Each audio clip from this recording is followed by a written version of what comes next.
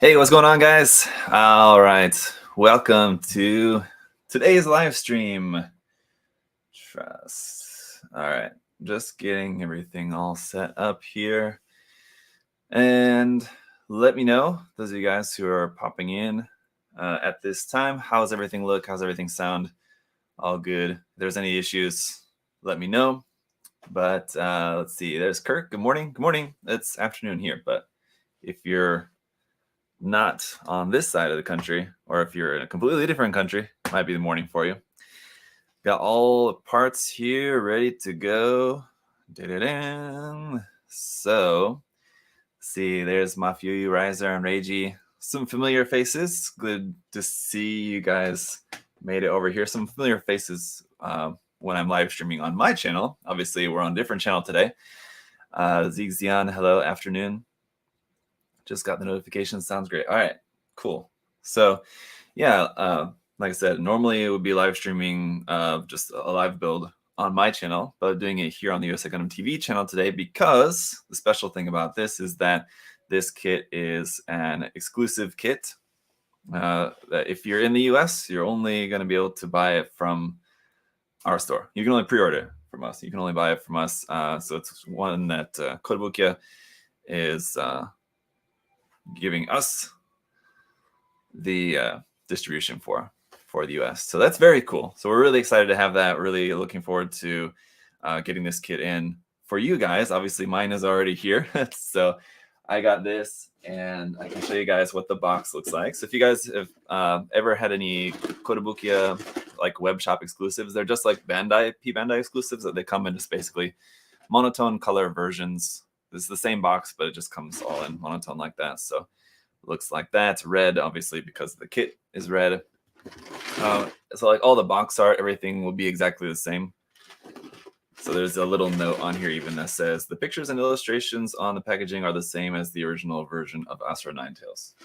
So yeah, it's obviously not going to look exactly the same. It's just color swapped anyway. Miko Pla asked, is this going to be a limited run kit as well, or will there be pre and reprint sometime in the future? I don't think that Kotobukiya ever reprints their exclusive kits. I'm not sure about that though. I would imagine probably it's going to be a single run, as far as I know. The only kit that I can think of that they maybe have done a reprint of in the past would be the low visibility version of the Asra Archer and Ninja kits. I believe maybe they've done a reprint of those in the past, but I don't think so. I'm not sure.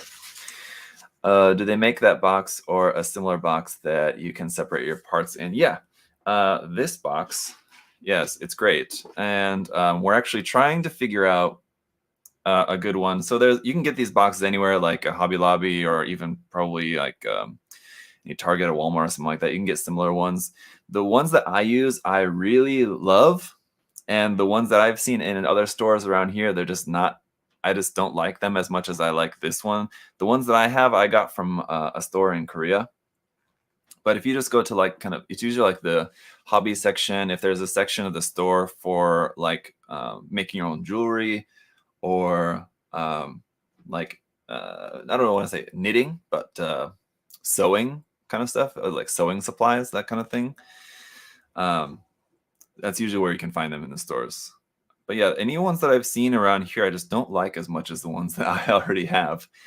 But it's one thing that I've wanted to sell, that I wanted to, I brought up here to Adam, talked about it before, about seeing if we can get something like this that we can sell, just that we can put up on the website. What we've been able to find so far is just not to my liking yet, so we're still looking for something. But I mean, you guys can find it, like I said. There's a lot of different stores, but you know, if we would want to get, what we're trying to get is one that I really like and I approve of, so one that like has my seal of approval on it, and then we'll get like a logo printed on it or something, so we can actually have something cool printed on it, kind of like this one. This is one that I have. It's actually a Kotobukiya one here that they put out a little while back. This one's for Frame Arms Girl, so it has like the Frame Arms Girl logo and some stuff printed on it. It's pretty cool, like that. So I want to get something kind of like that. But little bit larger. So for a kit like this, has a lot of parts, not going to fit in a little box like that. That kind of small box is good for like the smaller kits like the Architect or like the Letitia, one of those kind of kits. If anyone wants it, it would be a good idea to get it now as the white version regularly sculpted. Yeah, exactly. If you missed the white version and you wanted to get it later, then you probably already know this version. You probably already know that it's very expensive to try to find one now later on. So yeah, I'm sure it'll be the same thing with this version. If you guys want it, I would definitely recommend ordering one while you can. Container Store has good divider boxes. I've always used them. Okay, Container Store. I've never heard of that. Let me pull it up and I'll look into it later. Container Store, huh? Interesting. Container Store. Okay, interesting. I'll look into that. Thank you. Let's see. Okay. So let's get into the build anyway. So the way I've got the parts separated, obviously there's an armored version and an unarmored version. I've just got everything all put together. So like this is all parts for building the body, both versions of the body, and the same thing with the head. So we'll just build both versions of the head at once.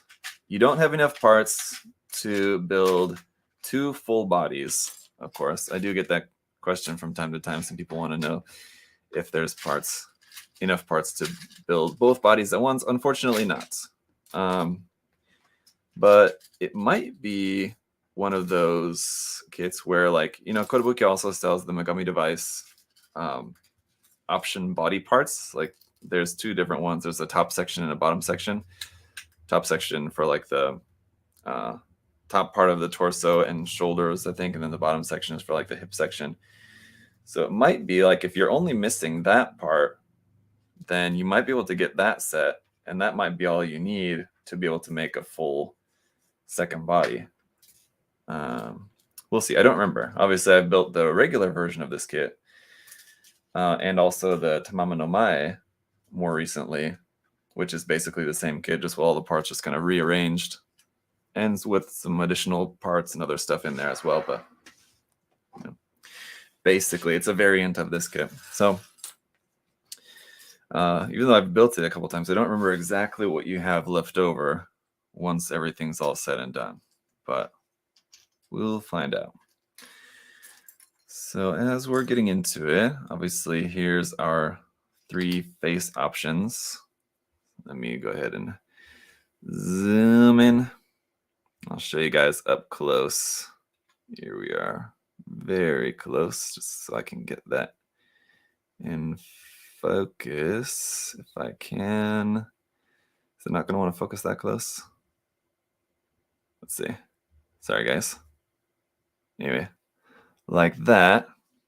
There's your scared one with the face mask and just the kind of possessed eyes face and just standard face. So some people had asked before in my review, like if they could use this face like with these eyes with the mask, and unfortunately that's not an option because the mask part is only made to fit onto this face. Now if you used the blank faces, which I don't actually remember, I don't think this kit actually came with blank faces. Maybe it does. Let me check. I don't remember. Then obviously you could put the different eye decals on that face.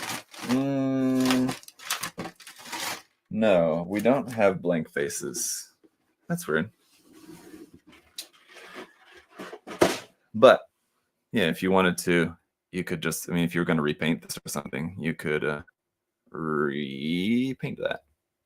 There you go. We'll zoom back up. Okay. Let's see. Doesn't work. You need the middle part of the body. Oh, you need the middle part of the body. Okay. Yeah. Yep. You have to wonder if that was designed intentionally like that. They don't give you the parts to make the full body, and that like you need the middle part of the body. Anyway. What would be great, and I don't know if Kotobukiya will ever do this. I kind of doubt it, but it would be really cool if they would make a just like a blank body. So like without any extra armor parts or anything, just like a really simple one, kind of like with the architect or something in the frame arms line, but make like an equivalent of that in the Megami device line. Not sure if that would ever happen though. It would be cool though, I think.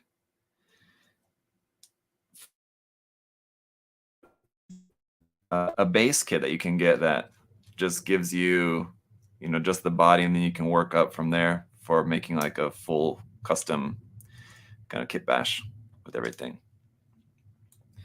Would be cool.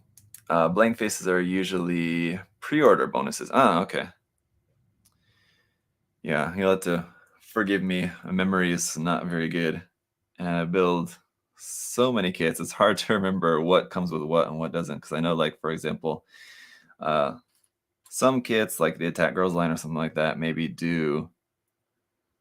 Those almost always do come with blank faces, as far as I can remember. But like I said, I could be getting things mixed up. That's very possible. So, all right.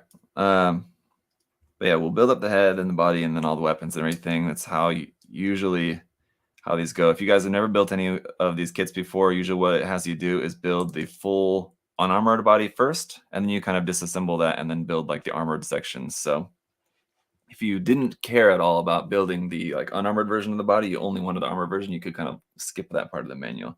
But you might have to kind of skip back to check any like sub-assemblies or something like that.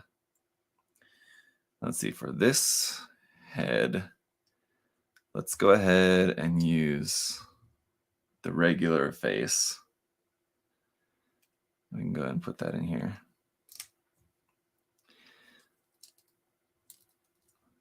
And there's our, oh, well, this is still on super zoom. Okay, sorry about that, guys. I didn't notice that it was still that far zoomed in. We can probably zoom in a little bit, that way you guys can maybe see what I'm doing a little bit better there. Let's make sure it's in focus for you guys. There you go. So you can see that.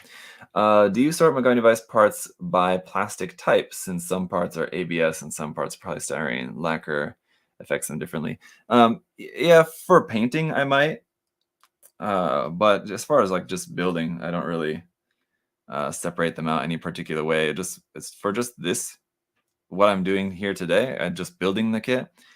I just separate the parts out just by section, head parts, body parts, arms, legs. Like that is all I need as far as any separation for the time being. And this part here. But what do you guys think of the color scheme for this one? I kind of miss the pink hair that came with the original version, but this one is pretty nice. We have some options for the hair as well here, so even after we're all done, I think we'll still have some leftover parts. So this one is, which one of these? I think it's this one. These are pigtail parts that you can use, but if we're just building it according to the manual, I believe this is the right one. Well, hang on, let me see. Yeah, that's right. So that's in there. There we go. Which, if someone correct me if I'm wrong, but I believe this hair part, this long hair part, was something that was not included with the original Asra Archer kit, but with the Aoi version had this part for the hair, and I'm not sure if the original had that. But here you can see in the manual. So this is just the original manual. So anything that the original kit had, this kit should have the same thing. So you can see this is what we're building it as, just as according to just following the manual here, just a single long ponytail. You can also make it as just kind of short pigtails or long pigtails. You would just, instead of using these golden red parts here on the head, you would just make the pigtails out of those holes instead of making this part there on the top of the head. But so while we're here, we can go ahead and just put those parts together. And then in the review, of course, I'll give you guys some different looks at how everything looks with the different option parts and everything. It's like there's those hair parts and these hair parts. So you do have a lot of options. Uh-oh. I left out a piece here. But anyway, Aoi Ninja. Oh, was it the Ninja kit? Okay. Yeah, see. I build a lot of these kits and I really enjoy them, but man, I have a hard time keeping everything straight as far as like remembering which kits came with which and whatever. And every time I like mention it or talk about it, one of you guys is always there to correct me, so thank you for that. I'm glad you guys are able to remember better than I am. So we just got a bunch of little connector pieces and stuff here. There's not going to really be too much difference between the armored and unarmored version of the head. We just skip ahead here. I wish I could buy this, but my Plamo fund has been focused on getting P Bandai. Yeah, there's been a lot of cool stuff coming out.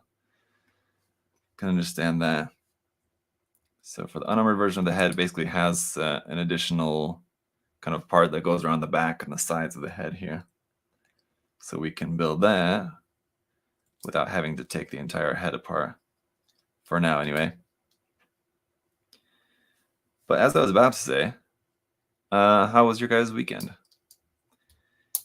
Here, for me, it's been very busy still. So, like I said, last time we talked, all right, last time I gave you guys any kind of update that just still settling in here. And yep, that's exactly what's still kind of going on. We're still getting everything all settled in. We've been like appliance shopping, furniture shopping,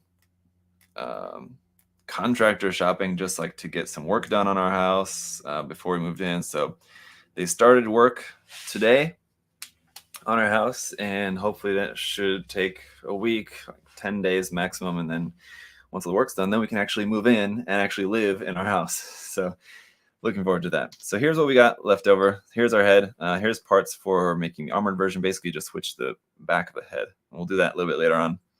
Here's our mask, which has the pre-printed gold on it already. Very nice. And I did already record a full unboxing for this guy. So I will do kind of my normal unboxing and review video for this later on. The unboxing portion's already been recorded and all that. So if you guys were actually wanting to see more of like the parts actually on the runners and everything, just to see like what all wasn't included and everything, I'll have that all covered for you in the video later on. So for now, I'm just going to put this stuff back over here. And let's go ahead and put these to the side. We'll just keep out the head for the time being. I suggest Samsung appliances as I'm happy with mine, Reggie said. Actually, funny that you mentioned that, because that was kind of the one thing that we were adamant on not getting was Samsung appliances. We ended up getting just all LG appliances because obviously we're from Korea and my wife's Korean, so we're Samsung and LG both being Korean companies. Those are kind of the two big companies there in Korea. So we weren't necessarily like wanting to get LG or like against Samsung. It didn't really have much to do with like a nationalistic reasons. Like we want to get it just because the fact that it's Korean, but they are, you know, well reviewed. So Korean or not, we just wanted to get some nice ones, right? But that said, we just don't really like Samsung as a company. I don't know. I mean, like every company does bad stuff, but like Samsung also just not good.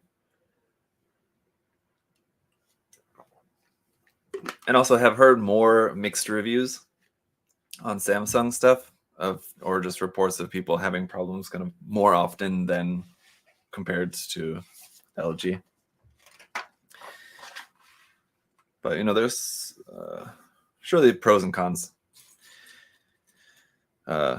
Like for example, one company may make like refrigerators better, and the other company may make dishwashers better, or something like that, for example.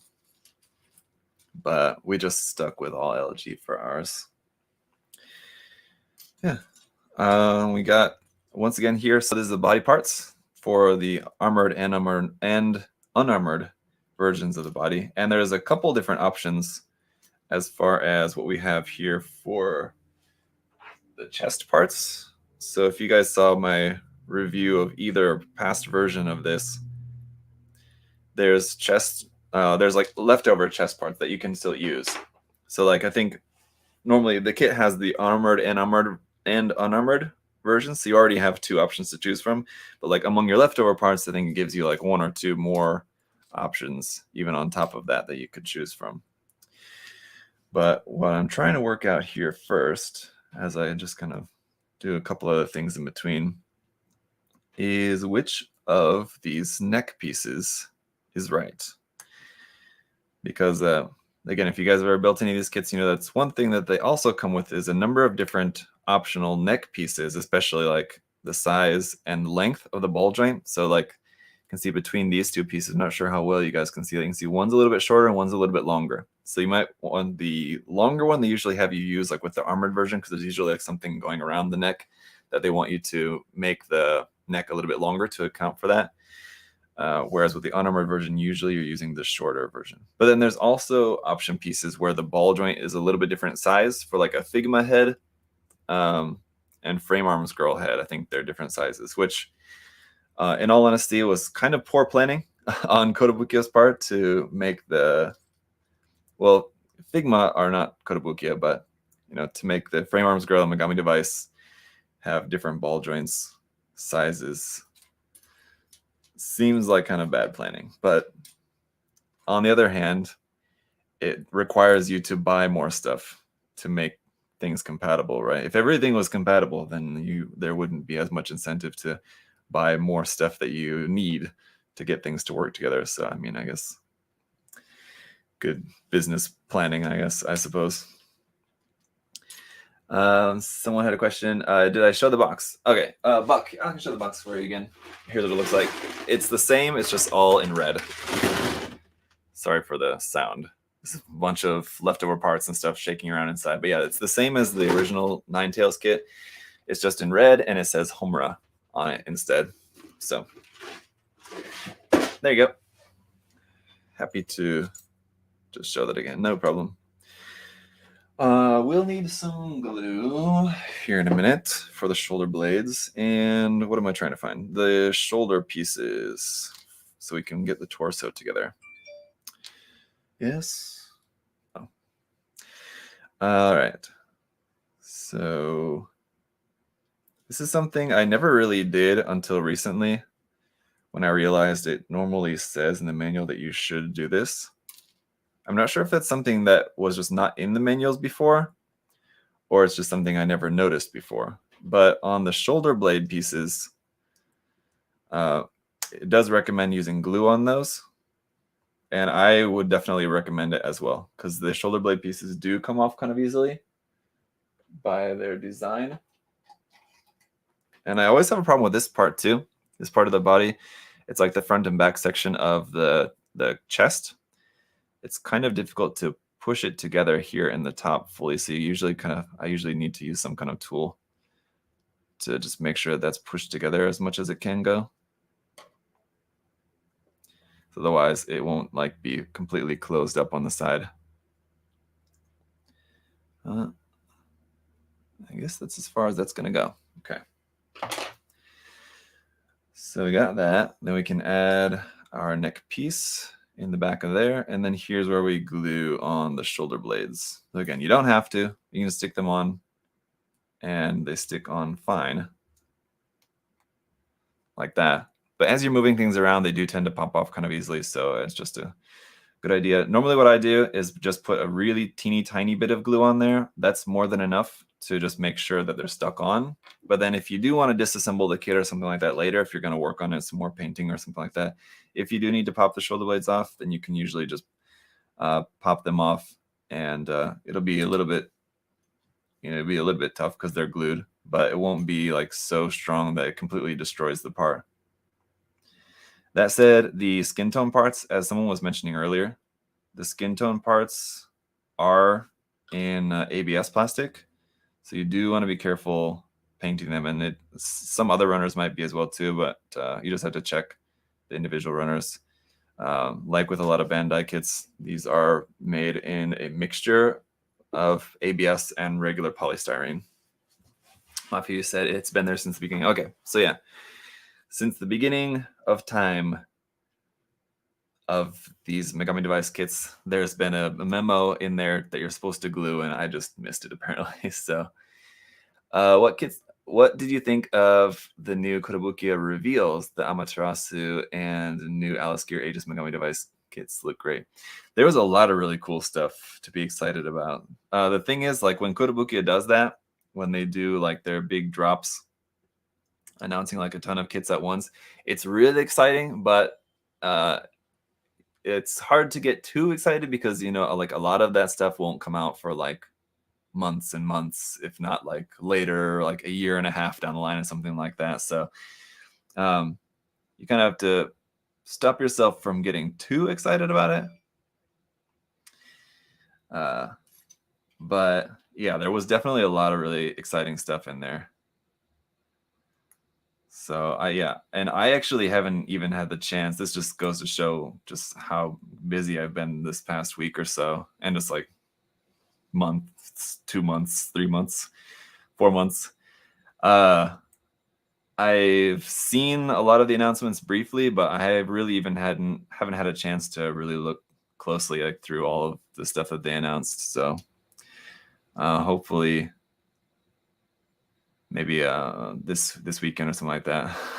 That sounds kind of weird to say, like just looking at some kid announcements, I'll say, oh, maybe this weekend I'll have some time to do that. But like, no joke, that's probably like a realistic timeline as far as like when I can actually get a chance to look at that stuff. It's pretty nonstop here as far as just getting a minute to do anything. It's kind of going crazy, but gotta do what you gotta do. This is a lot of things to do. Got a delivery today. On that note, speaking of things to do, today I got a delivery of some new kits to add to the review queue. So one of them, which is maybe probably one of the more exciting ones some of you guys might be interested in. Well, I guess if you're here watching this video, probably the thing you're probably most excited to see is maybe the Susanoo kits, the new Megami device kits. That one looks really cool. So that's just come out maybe 2 weeks ago or so there in Japan. So mine arrived. I'm very excited to build that. But in other news, the Full Mechanics Kyokai Senki kit also came in. So got that, and I'll be doing a review for that kit. Now let's see. Why is this one not wanting to plug in here all the way? This chest part. There we go. This, according to the manual, it also recommends to glue these chest parts. I don't think that's really as necessary though, so I'm not going to do that right now. I think that should be fine. And we'll find out, I guess, later. If I'm working on the review and it's just like falling apart the entire time, I'll maybe throw some glue on there. But I haven't really had any issues with the chest parts before. Like it might be a thing where like this entire chest part falls off as a whole, but for like individual pieces to fall off of that hasn't really happened before. So there's our very large chest. I can get the head on here. The problem with this kit is that the head is so spiky. It's hard to push the head without poking your fingers. But there's the top half of the torso anyway. Afternoon, Zach. Hey, Lorenz. Yes, the Susanoo looks amazing. It does, and I almost didn't get it. So a big shout out to Patrick, who gave me the heads up and make sure I could get my hands on one of those.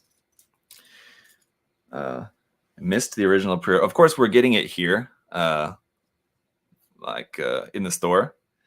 But those are all for you guys. I didn't want to take one of those. Because it's going to be such a hard to get kit, I didn't want to take one out of our stock here to do a review. Uh-oh. Now, where's the other half of this piece? It might have snuck into a different spot here in my box. Let me see. But yeah, I was able to get my hands on the Susanoo kit, luckily. Oh, there it is, hiding.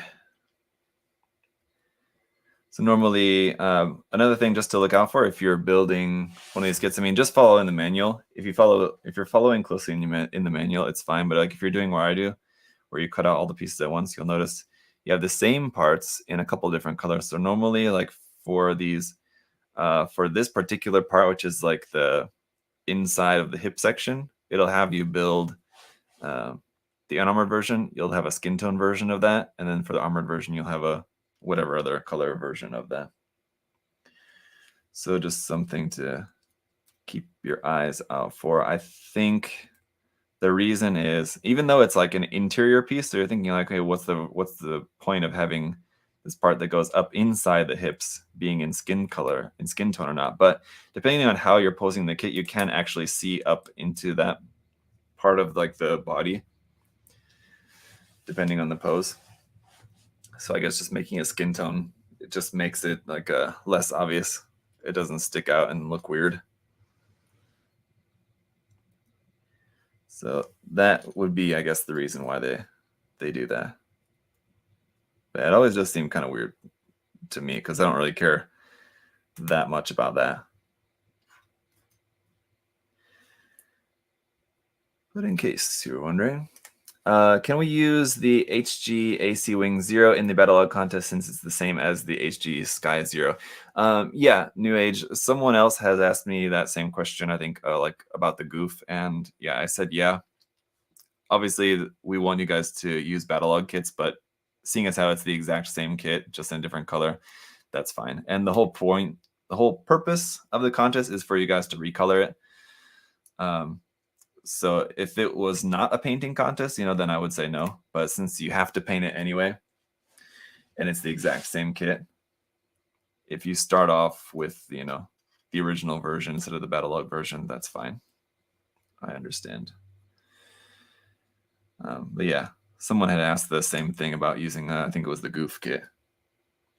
I probably am going to have to do another update video for you guys for the contest because there's still some questions that people have been asking me. I think that I maybe wasn't totally clear on in my explanation before, or just some things that I just hadn't mentioned about. So I apologize to any of you guys if you've been, wanting to enter the contest and certain things haven't been clear. Sorry about that. Again, just kind of had to bear in mind that we're trying to roll out the contest while I'm in the midst of a lot of stuff going on, just kind of in my personal life, moving and getting our house and everything like that. So it wasn't not a very ideal time to roll out a new contest. I probably should have just waited a little bit, but what can I say? We were excited. Really nice to see the new Frame Arms girl having thicker proportions. Yeah, the Type 48, right? That one, if I remember correctly, had been teased before, like last year. So it's cool to see an update on that. So as I was saying before about the skin tone part, right there, like kind of above the red section, you can actually see a little bit of that part. So if it was this one that you're using, which is gold and red, you would see a little bit of that red part there, which doesn't really make that much of a difference because this part's red. But, for it to match the skin tone, that's why you have two different versions of that inner piece, because it does show slightly. So I think that actually is everything for this version of the body. Now we have the armored version to build as well. Let's go ahead and do that. So this one we'll keep for later. And this one. So we've got alternate. For making the armored version of this, it's basically just the chest piece is different, and you have like a kind of the addition of like a scarf kind of thing. And that's really it. So the as far as like the body goes, the armored and unarmored versions are not really going to be all that different, which is good. That means that there's less that you have to part swap out. It's less work required to switch between versions if you wanted to do that. If you didn't want to just build it in one particular way and leave it like that, if you did want to switch it from time to time, pretty easy to do it. There you go. The arms and legs are always pretty easy to switch, because the arms and legs, you just take it off at the upper arm or at the thigh section, just pop it off and pop the other one on. The bodies can be a little bit more difficult because some of them have a lot more like different parts between the armored and unarmored version of the bodies. Hey, DT Warrior, what's going on? You did an unboxing for a 5-star stories kit. Will there be a review? Ian, no, there won't be a review in the kind of the normal type of review that I do. I'll show you guys what it looks like once I've done painting it. I started painting it and I was about halfway through painting it when we moved. So I had to unfortunately leave it half painted, and it's in amongst all my stuff that's coming over sometime eventually. So there's our alternate chest piece, which we'll switch to later, and alternate neck piece, which again, like I said, is a little bit longer to account for the scarf, which is here. But yeah, that 5-star stories kit, was just because the way the kit is, I can just give you guys the TLDR on the review. It's very nicely detailed, but you basically have to glue everything. So if you don't want to do that, then I would not really recommend the kit. Like, there is some articulation, but like so much of that kit like really needs to be glued, or you really you're gonna have like a good amount of modification to do in order to like make it so that you can actually move it around and not have everything just like falling apart the entire time. So here's the scarf section. We'll take a look at that later on. And anyway, so yeah, it's a cool kit, and the Wave of 5-star stories kit is definitely a lot more affordable than the Volks one. Some other option pieces here. So this is our other optional leftover chest parts here. There's just one solid red piece, and this red piece with just a little bit of skin tone there in the top part. And also an alternate piece there for the stomach. I think when we build it as the armored version, we'll switch that out. Yeah. The skin tone part there in the center, we'll switch out for this solid red piece later on. So, okay. That's done. I saw Chris Pavs is here. I was told there would be Fox Ladies here. And I see it's just a lady fox. I don't get it. Where's the joke, Chris? Are you saying that I'm a lady fox, or I have been called that before. But I didn't know that didn't know if it was something that you might pick up on, Chris. That I was so lady foxy. There you go.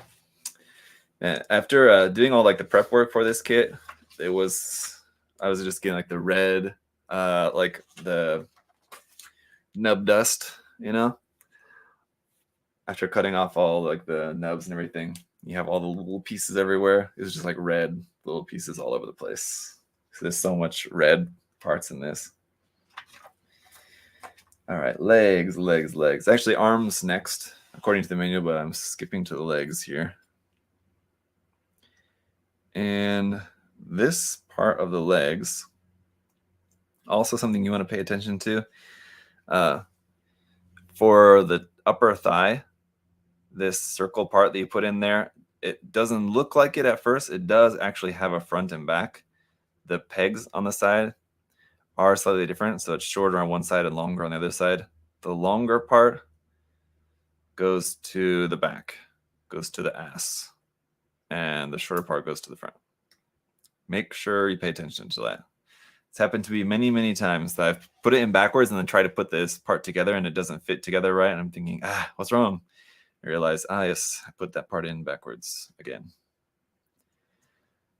Not that once the part is together, although I will say, it's not like it's that easy to tell the front from the back, because not a lot of junk in the trunk, you might say, for these kits. Something like we were talking about with the Type 48 later. So it's got a little bit more thickness going on with it. I remember in a video you posed the question, what kit you are afraid to build, and I said 5-star stories kit because of what you mentioned. Yeah. Yep, I think that was for the giveaway of the Eclipse Gundam, if I remember correctly. Chris said, man, I thought I was dropping the right amount of hints. Is this a Mecha Musume not based on a QB? Yes. That's right. But still, I don't get it, Chris. Yes, it's got 9 tails in the name. What are you asking me here? They're kind of flat in the rear. Yes, unfortunately. So one thing that you see, like when you see people, like if you look on Twitter, people doing custom work on Megami device kits, you'll see a lot of times what people will do is use epoxy putty, and thicken out the thigh sections a little bit usually. Sometimes the upper body as well, but like with this particular kit and with a lot of times the upper body is not really a problem if size is what matters to you. It's usually the hip section that's a little bit more lacking.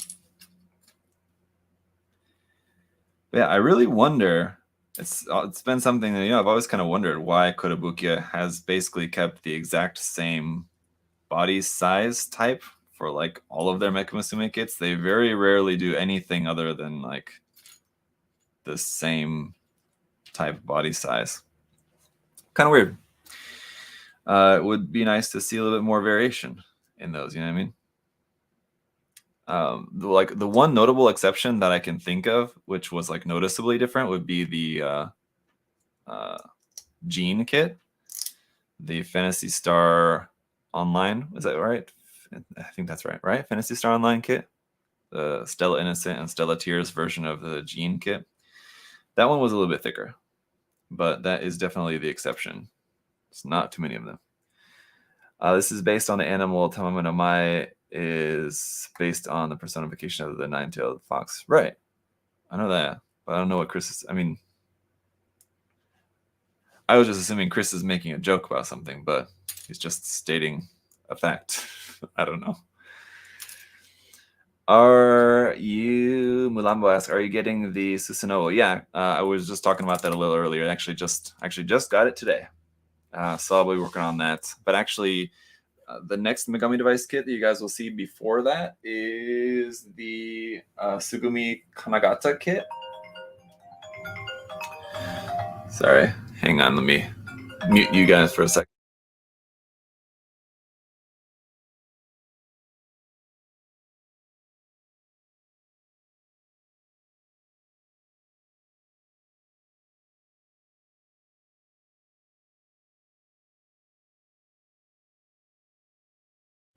All right, anyway. Yeah, so I got the Susanoo kit, and I will build and review that for you guys as soon as I can. But yeah, the what is it? I can never remember the name. Sugumi Kanagata kit is the one that I have next. I actually was getting ready to build that one, and then this came, and so I had to put that on hold so that I could build up this one first for you guys. So there's the leg. There's the unarmored version of the leg. It's very simple, plain, obviously, just red leg. And this one doesn't have the toes. The detailed toes, just has like the kind of little kind of boot sort of looking detail anyway. So if you guys were wondering. Let's see. Yeah, that's a good point here. Probably to be able to reuse the molds more than to create new body type molds. Yeah, I guess that's one thing, is they can reuse molds for stuff. But you know, they reuse molds from time to time, but not like every time. So it seems like the body type is more just, they think that that's like the most popular body type, I guess, rather than like, you know, going more one way or the other. And Miko Plus says Chris is honing his dad jokes and practicing on me. Yes, exactly. And from one dad to another, Chris, I can tell you your dad jokes need some work. Will you be reviewing the Undead Dress Isis? Yes, I will also be getting and reviewing that kit as well, Bird. My initial comment was I came into the stream because I was told that Foxy ladies were injured. Okay, all right, yeah, okay, I get it now, Chris. Sorry, I apologize. Yes, I think my brain was just off at the time. Maybe that's why. Yeah, right. Apologies. Okay, I get it now, Chris. Yes, Foxy ladies, Fox lady. Right. Well, anyway, yeah, your dad joke still needs some work. Yes, that's why you're practicing. Well, very good. Don't worry. Yeah, we need to get. I know that's one thing we talked about. Now that like we're in the same time zone, and everything, we need to get on some more live streams together. Me getting on your guys' live streams and vice versa. Yeah, we will have to do that. It's just, you know, even though I'm here now, we're still just been kind of still adjusting to everything and all that. So like here, but not really ready to do a whole lot of like collaboration and stuff with people. Just I'm still trying to just get my own stuff, you know, settled in. So as you guys have probably undoubtedly been able to tell with just what I've been working on over on my channel, you know, it's still just kind of slow going as far as just kind of getting everything back to normal stuff that you guys are used to seeing on my channel. So again, appreciate you guys' patience. Waiting for you to get settled and adjusted before we start collating. So it seems like collabing. Okay, I was gonna say that seemed like a odd choice. I mean, I get what you're talking about, but yeah. Especially doing any streaming like at night. So like I used to be able to, when I would stream in Korea, it would be the morning for me, but like for those of you guys here in the US, it would be the evening. So it worked out well. The trouble now is that I'm here. So like if I want to like collab stream with someone who's here in the US, it's a lot easier to coordinate the times because we're, you know, in the same or similar time zone. But the problem is that I'm not streaming from home, streaming from my office here, which I'm only here, you know, till 5 o'clock. And anytime after that, you know, I'd have to do it from home. And I, A, don't have anything set up at home to be able to do that yet. And B, probably won't be doing that anyway, because I'll probably keep it pretty separated, you know, work at work and then don't work at home, at least not doing that kind of work. I'm still doing work from home, like building stuff and editing video and stuff. I can still do that at home. But so there's our armored version of the leg, which I love. One thing that I really love about the Asra Archer and Asra Ninja kits is their armored forms are really nice looking. It's just really nice designs. Probably why they're some of the most popular designs in the entire line. But yeah, really great looking armored arms and legs. So we'll switch out the parts. I just want to build up the full kit as the unarmored version, and then we can switch to the armored version. I can show you guys what that looks like. So we'll stick her over here on the side. He's got mecha waifus. He's good. What was that? Zach needs some real weapons to defend his home now that he's back in America. Yeah, we'll see. Although we're in a really good neighborhood that I think will be pretty safe. We're in a really, really nice neighborhood.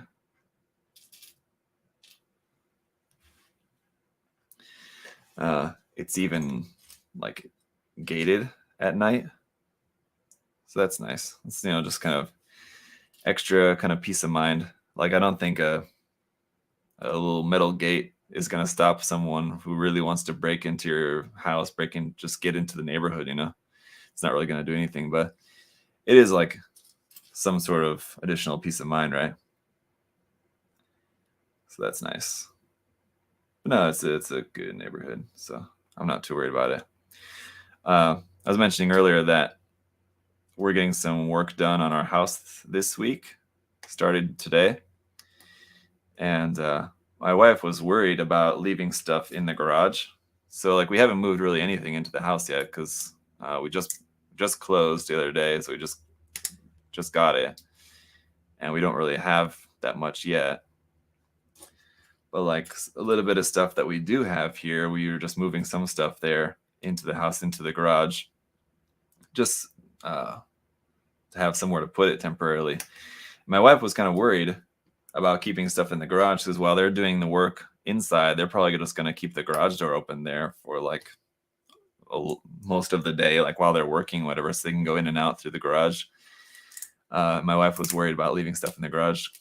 Somebody might be driving past and like want to try to steal it, but I was thinking, like, I don't think that's going to happen in this neighborhood. Like, I'm American, I know how it is in America, but I know that it also just depends on where you're at too.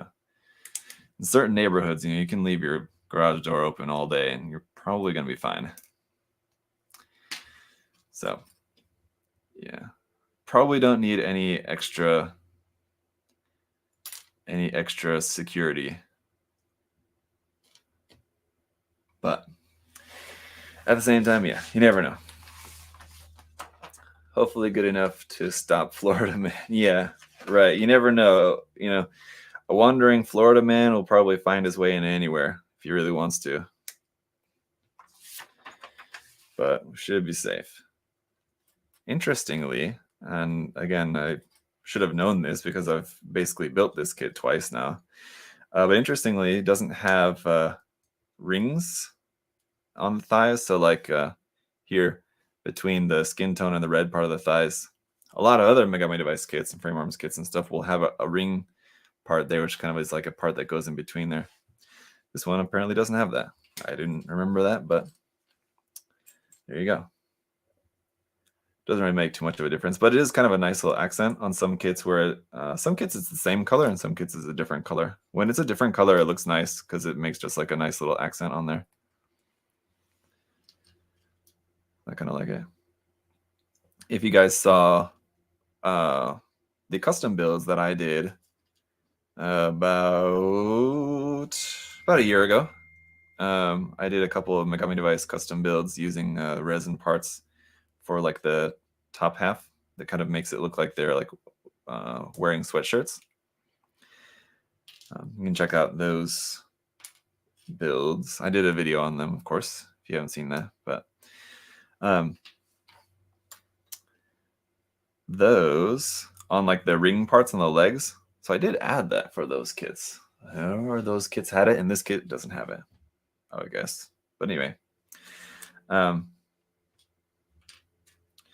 yeah, I painted those parts in like a fluorescent, like a really bright fluorescent orange. So it looked really cool. It looked like a kind of like a glowing light part there. It should have gold rings. Normal version had purple rings. Yeah, see? That's what I'm saying. I thought so, but there's not, and they're not in the manual.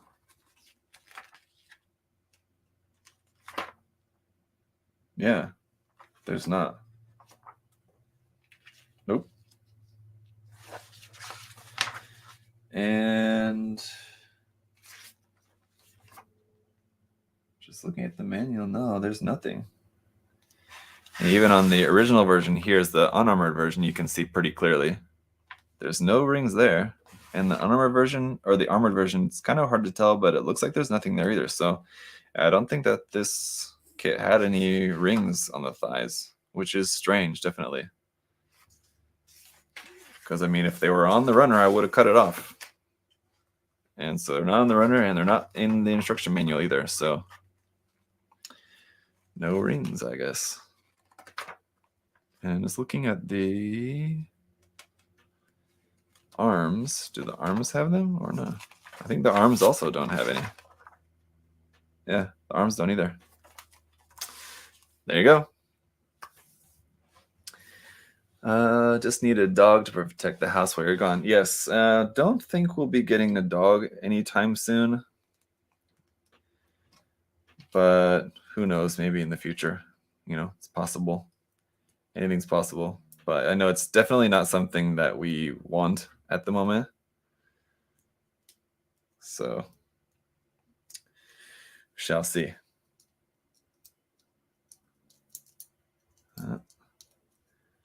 It's kind of nice because we had 2 cats in Korea.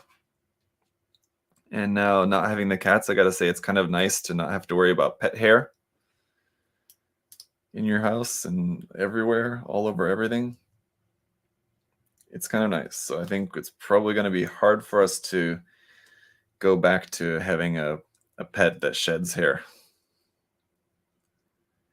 So I don't know. You have to get like a certain type of dog that doesn't do that or something. There you go. There's our other leg. Yeah, sorry, I keep putting stuff together off camera. I'm sure. Apologize for that, guys. I have to remember what's in frame and what isn't. So let's go ahead and move on to the arms then. You're in Florida, get a gator. Yeah. If it ends up getting too big or anything, you can just flush it down the toilet, right? How's that work though? Because once it gets too big, then it wouldn't fit down the toilet.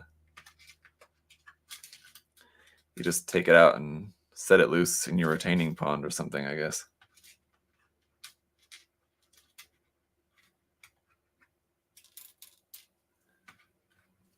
All right. Got a Sphinx cat, no hair to worry about? Yeah, nah, maybe not. Probably not going to be too into that.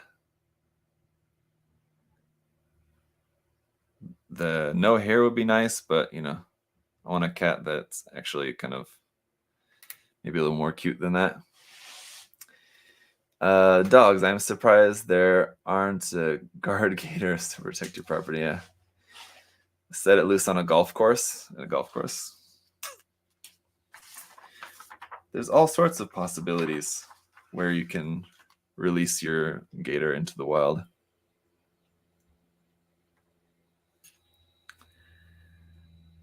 All right. Just like with the legs, the unarmored version of the arms, super simple. And the armored version is not going to be too much different. So just pop that on there. And it's got a couple of pieces. That's all there really is to it. Oh, I got that on the wrong side. A bunch of different hand options here, of course. We're going to go with... Oh, I think I have the wrong hands here. This has you building the left side first. I have the left and right hands all switched. So that's fine. We'll just put those up there for now. But we have a lot of hand options. Gold hands for the armored version, red hands for the unarmored version. So we'll put a hand on here in a second. Let's go ahead and put the arm on there first. And also, we have this part.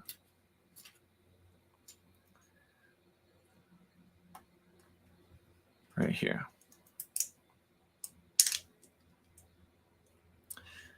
One of the weapon option parts you have for this. Of course, there's many.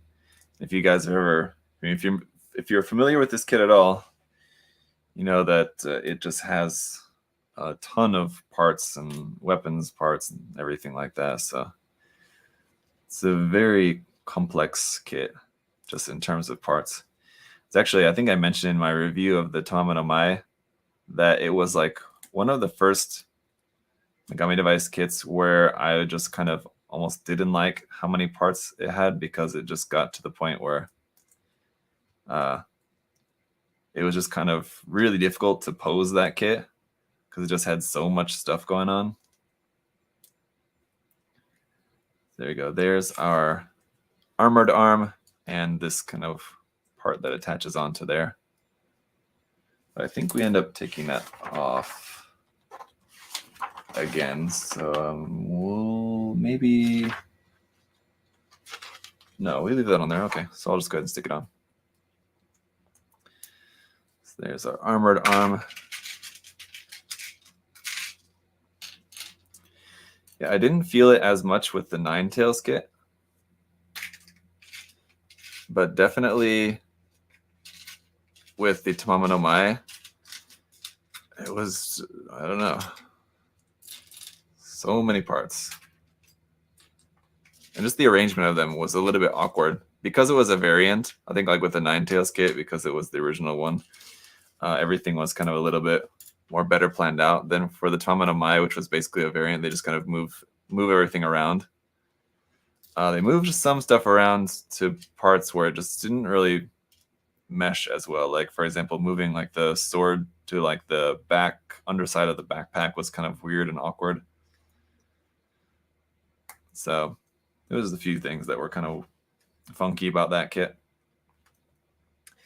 Just watched the review recently. Can confirm. That's what you said. Okay, yeah. Exactly. Yes. So, yeah, with that kit, it's a awesome looking kit, definitely. But I was just kind of annoyed having to actually pose it. It's one that, like, no matter how you pose it, it looks really good too. So it kind of pays off in the end, but it's just a struggle to actually get there. And that just is not very fun. So, all right. And with that, we're all done with the unarmored body. It's going to look just like that. There you go. Let's chuck all of these hand parts into the box again over here. Hands, hands, hands. More hands. A lot of hands. Okay. My shop still don't get the MG Virtue in stock, but still got funds earmarked for it, and hopefully they got action-based ones to go with it when it's all said and done. Yeah, the Master Grade Virtue is the other kit that's in my queue over here. So I've got the Master Grade Virtue and the Sugumi Kanagata Megami device kit. Those are the two kits that are next in my build queue over here. So a couple of big kits to build up. While I'll show you something here. So let me get this put together. I'll show you guys something cool. There's another kit too that I'm also putting together at the moment, which is pretty cool. Just get that on there. Okay. Is this guy.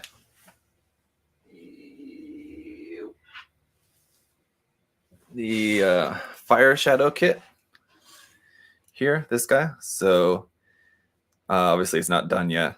The arms are not done yet, but that's what the frame looks like for the DX version. There's two versions. There's a regular version and a DX version. The DX version has the metal frame, which is why you're seeing the frame on there, why it looks so shiny, and it's much heavier. And the other thing about the DX version is that all of the parts are plated. So all the parts are sprayed, I should say. So like some of the parts are plated, like so like the gold is plated. I'll get the other. Here's the other version. I'm building them both at the same time, so it's kind of taking a long time to put together. So it's the gold, the DX version, and the regular version. So you can see like gold here, yellow here, but all of the parts are plated, and so it's going to be hard to see or sprayed in some way. So like for example, the blue down here on the legs. The DX version is just sprayed with like a kind of sparkly kind of pearl So maybe like in the reflection, you can see how it catches the light differently on there. And like even these gray parts on the thigh, it's like a light gray, but on this version, it's sprayed with a light gray paint. So it's like sprayed with the same color paint as the plastic. But the nice thing about the parts that are sprayed is that because it's already like pre-painted for you, basically, it catches the shadows better. So like in the details and everything. So you can see the details better on the painted version, definitely, because just the way that it catches the light, because painted instead of just straight bare plastic. So it's interesting. The clear green parts are also different. On the DX version, the clear green is also like with the blue on the legs, it's sprayed with like a kind of pearl paint. So anyway, this is the other thing that I'm working on, building up 2 of those kits at the same time so that I can show you guys in the review the standard and the DX versions of that. It's a lot smaller than I thought it would be. Is it? It's like a pretty standard master grade size, maybe slightly larger. It's definitely a little bit larger, kind of on like the larger side of master grade. So like similar to like a master grade unicorn.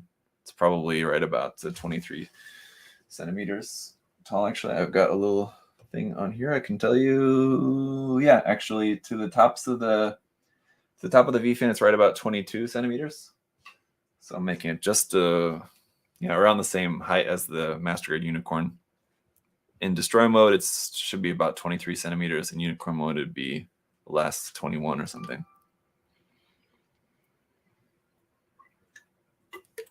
So right between there. But cool kits. Just taking a while. Because aside from building up 2 of them, the other thing about that is that it's a first run exclusive of that kit. Also comes with an alternative set of armor parts. So you actually have parts to make the armor in like a red and black color scheme. So I have all those parts as well. So I got 2 versions and 2 versions of the armor each. So there's like 4 different armor sets for me to build. So, all right. So let's speaking of armor, let's change her to the armored version here. The legs, easy. Just do like that. For the arms as well, just should be an easy swap.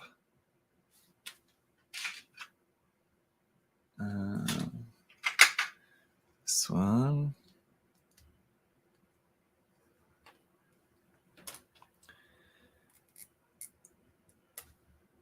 That's not too bad. Yeah, you could just be misjudging the size, yeah, Chris, because next to this kit, which is pretty small. Oh, no. I forgot the hands are different here.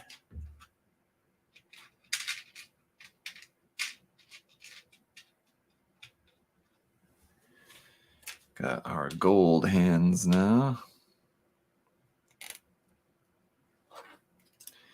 Which look a little odd, to be honest. I kind of wish that they would have just...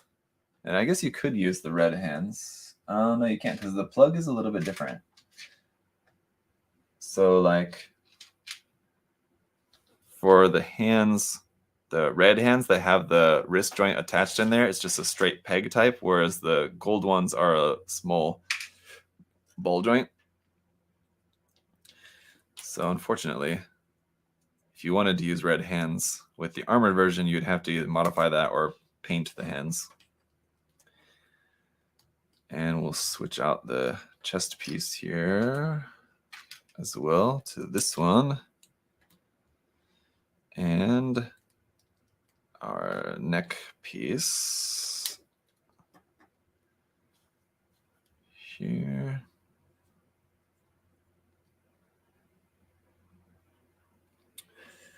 Off to dinner. Good night, Mafuyu. Good night. Have a nice dinner. Where was that? Here we are. Oh, we also are supposed to change the part for the stomach too, right? So we'll have to do that. Got that off, this on. scarf piece. That fits on top of there. And let's go ahead and take our body apart.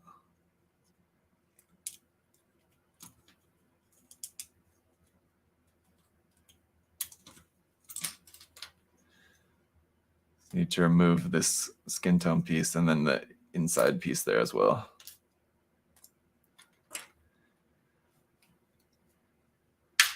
That. Pop that back in there.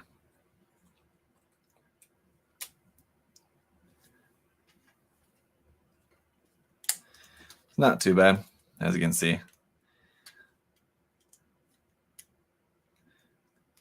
I've messed around with these kits a lot though. So like if you're building this and it was like your first kit, you would want to take it a little bit easy because it can, you know, some of these parts can be quite small. You have like very small little pegs connecting the parts, so you know, just want to be careful not to break anything whenever you're disassembling and reassembling parts. But so long as you're being careful, should be fine. So we'll swap out this head part here.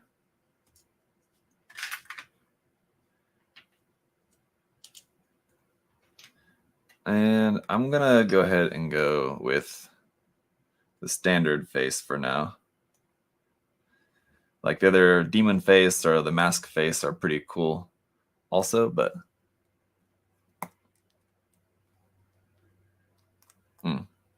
my part separator is right behind me, but my teeth are right in front of me, so sorry about that.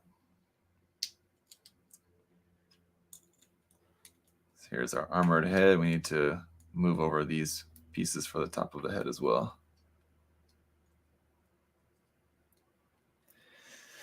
Part swapping, yes. Yeah. Would be nice if we just had all the parts to make both bodies and all you had to do is just swap the head or something easy like that. But, you know, as they say, beauty comes at a price or something like that. So this is another part, seeing as how it just came off, and it will probably do that again soon. Another part that I would recommend gluing on this particular kit is this part here on the side. This part of the wrist armor also usually tends to come off pretty easily, so I'll probably put a little bit of glue on that later, if not like sooner than later, because that's probably going to happen again before too long. So there's the armored version. So yeah, some part swapping and stuff going on with like the body, but for the most part, it's pretty painless to switch between versions. And let's see, just making sure everything's looking right. Yep. Okay.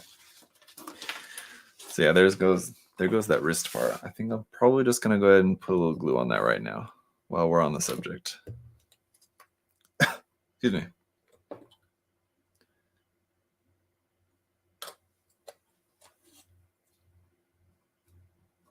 That side.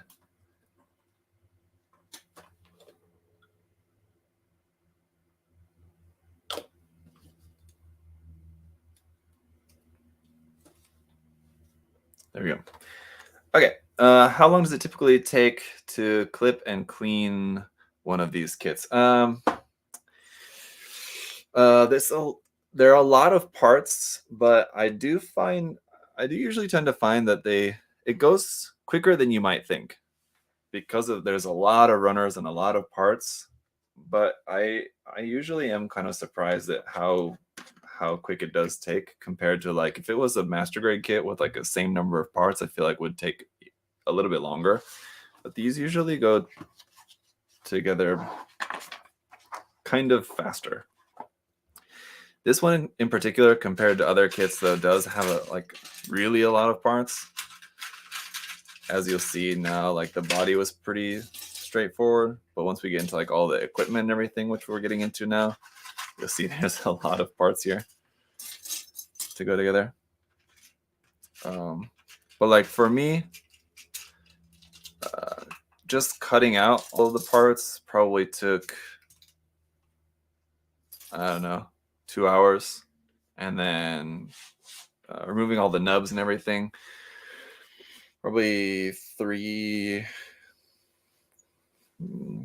hours. So maybe all together, just prep work before we started the live stream today, cutting out all the parts and getting everything ready was probably 6-7 hours of work total.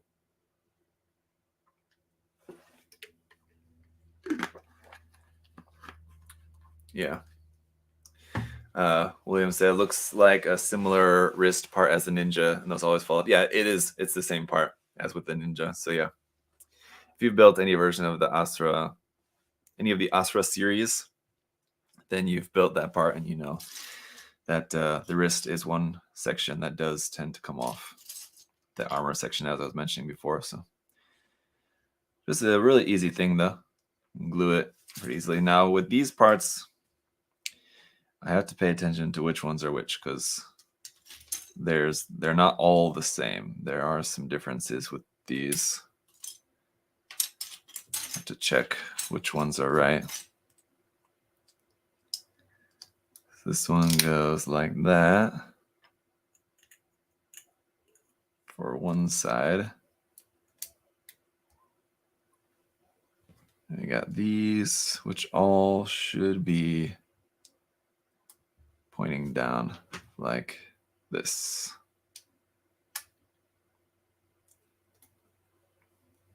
Like that. So these are kind of your tails, as it were, which you have 9 of. So I think we actually have 8 of these sections, and then there's like a center section to kind of stand in as like the 9th one. So this one, okay, 3 and 4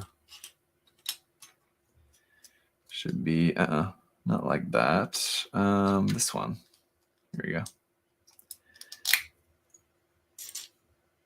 And this one of not these. They also fortunately make it pretty foolproof. So like, for example, I was just trying to put not that one, this one onto here, and it just doesn't fit because the connection's different. So even if you're like me and you cut out all the parts and you're trying to do it, you know, without knowing which number, so like this one, I don't know if this was a part number 8 or part number 5, but if it's the wrong part, it just won't fit. So it's not too bad. You won't be completely screwed trying to figure out which part's which. Usually pretty good about that. Sometimes what Kotobukiya does, which is really cool to see, is when they have like, this will normally just be on the body. They'll have this, and there was a couple parts that had it on this one. But they have sometimes where there will be an actual like L and R printed on the inside of the part, so you'll know which one's for the left side, which one's for the right side. So you'll see like on the underside of the part, there'll be a tiny little L or R. That's kind of cool when they do that, especially if you're painting. So like if you build the kit and then you disassemble it and you're painting it and you're trying to figure out which side was which, you can usually refer to that and you can know.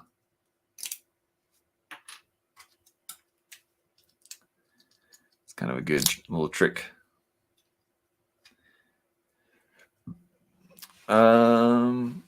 Let's see. Looks like it may drive you nuts after a while. Do you snip and sand nubs? Mostly for these kits, I normally don't have to do any sanding. I would sand a lot more if I'm getting ready to paint the kit, but for just building the kit like this, just for review and whatever, I usually don't do very much sanding. Only if it's like needed, but most of the time just using a knife and nippers is enough. So I'll just cut it off with nippers, and then I just use a knife to just cut down the nub. And that's usually enough. But if it's like a weird angle or something like that and just kind of can't really get at it easily with a knife, then I might do a little bit of sanding. I do plan on putting all of the decals on this one, so like I won't be painting this one. I'll just be leaving it as it is, and I'll probably just put it in our store display down here. Because we do, like, obviously our at USA Gundam Store, it's a online business, but we do actually have a physical store here, brick and mortar store, as you might hear it referred to. So like if you're ever in the area, if you're in the Daytona Beach area here in Florida, you can stop by at the store. And yeah, I think I'll probably just be putting this in the storefront. Just put the decals on it as is, maybe get a little bit of top coat or something. Just make it look pretty, just minus the paint.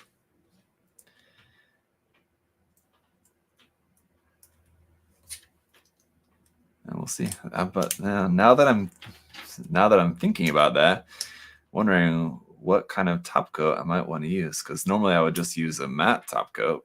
But on something like this, I don't know, like a gloss might actually look kind of nice, or maybe we'll just do semi-gloss or something. I put a little force in the wrist part to get the weapon support, but I ended up snapping the ring part of the wrist armor. That's weird. Oh, yeah, I get what you mean. Yeah, that could definitely happen too if you're not careful. Sure. Yeah, have to be cautious of that.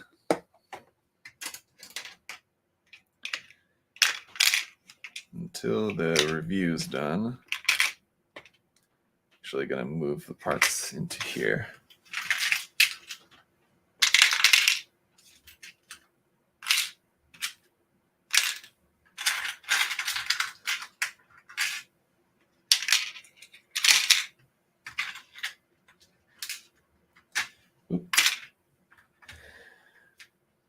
Let's see.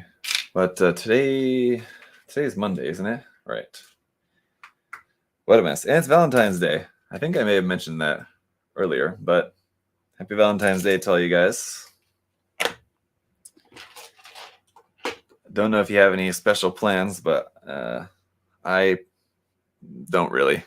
So Valentine's Day, like in Korea, we have Valentine's Day, but it's not really that big of a thing. It's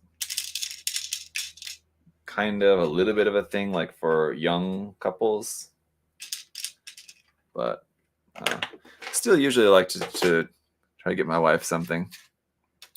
But yeah, Valentine's Day is not really that big in our house.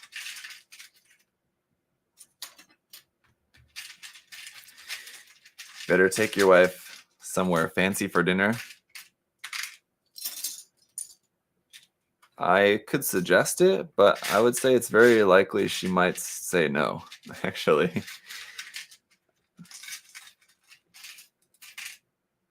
Just because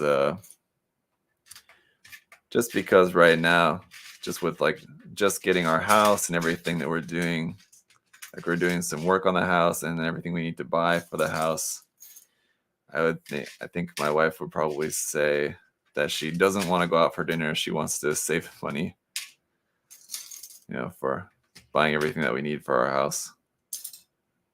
So yeah, there'll be plenty of opportunities to go out for nice dinners, later on, once we're kind of past everything that we're working on now currently. Valentine's Day always struck me as a bigger deal when you're dating compared to being married. Yeah, for sure. I mean, it just depends on the couple. I'm sure there's some couples, like married couples, that still, like go all out on Valentine's Day and make like a big thing of it. But I don't know.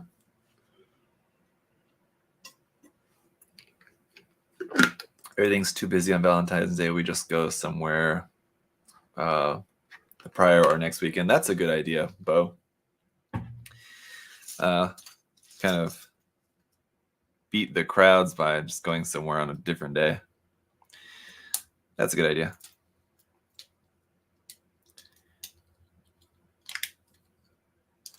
There we go.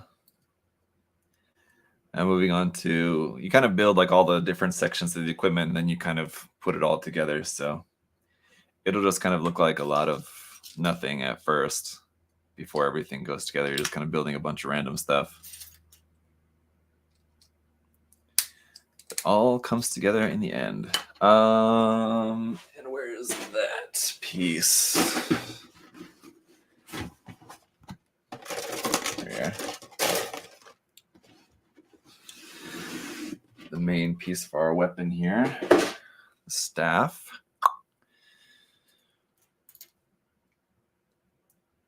It's also pretty simple.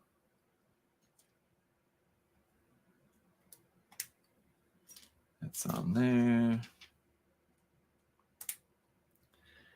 And other side. And so yeah, even like the staff, you build up this much of it and then you put it away and you move on to the next part.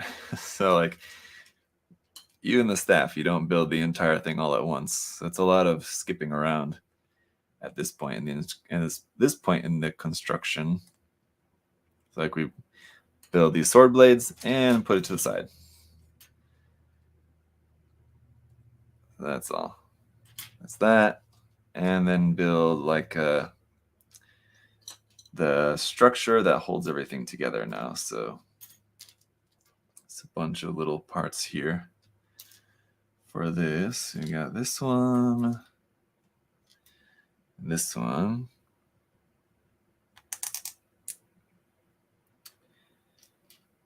and this one. These parts are pretty universal. So if you ever built any of the Megami device kits, you probably will recognize a lot of these parts now, which are just like all these connector parts. And you have a bunch left over. So they can be really useful for doing others, you know, some different custom or kit bash or something. If you end up wanting to customize this with some different equipment or something, they give you plenty of leftover this type of piece, which can be used for like arms to hold different equipment and some things like that.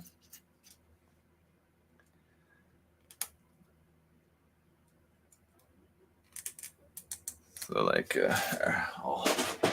once again, pull out the box one more time to show you exactly what I'm talking about. So like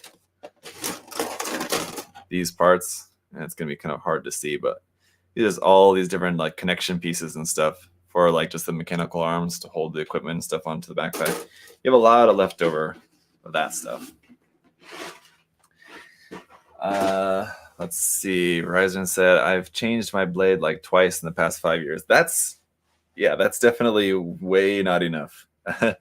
You should change. I mean, it depends on how much you build. So it's kind of hard to say like, oh, you should change your blade every 6 months. It really depends on how many kits you build in that 6 months. If you only build one kit in 6 months, then you can use it for longer than that. But if you're building like a couple of kits a week, how I usually gauge it more is not by time, but just based on what I'm building. So like if I'm building like a pretty big master grade, I usually will use like one blade for that, and then after that I'll put in a new blade. If it's like a high grade or something smaller, I can probably build a couple kits before I feel like I need to change my blade. But you should be able to tell, like normally how I can tell pretty easily is you can feel it when it's just not cutting as well. And then also you're going to see the blade, it starts to get, I mean, at least for me anyway, the blade like starts to get a little bit of rust on it. And that once you see that starting to happen, then that's probably a good indicator that it's probably time to just put a new blade on it. It just means that you've been using it for long enough that, you know, if you've used it long enough that's starting to get some rust and stuff on it, then just put a new one on. Blades are cheap enough, and you know, you're just going to have an easier time using a good sharp blade anyway. So, you know, don't be too, I would recommend anyway, you know, just don't be too stingy about using blades. If you think it's time to use a new one, then use a new one.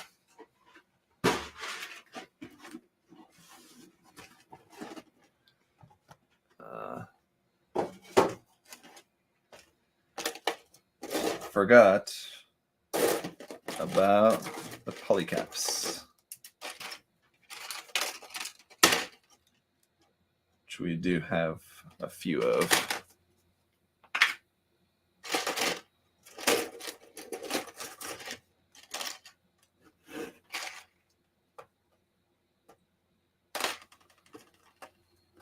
Okay.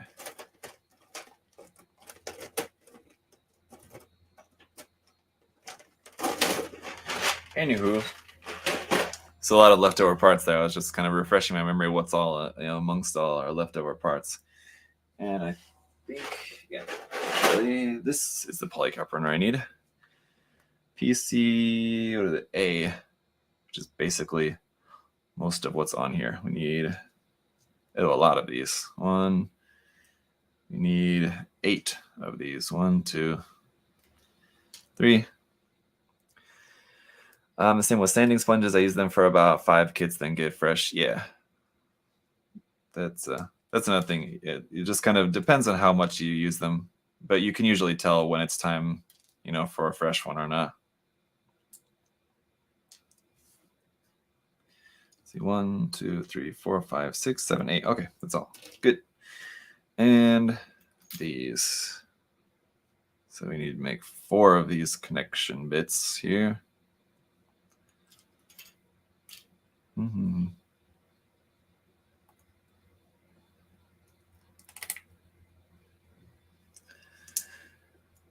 Let's see. I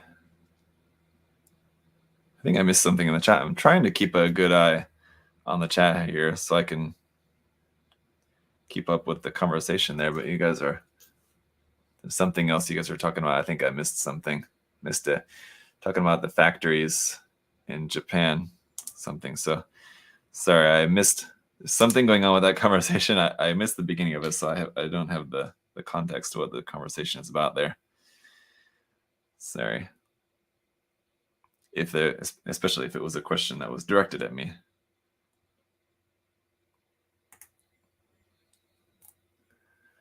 But there we go. After this, though, for those of you guys who do like to tune into the live streams, it's kind of the regular live streams over on my channel. At the moment, I don't know what the next live stream is going to be, actually.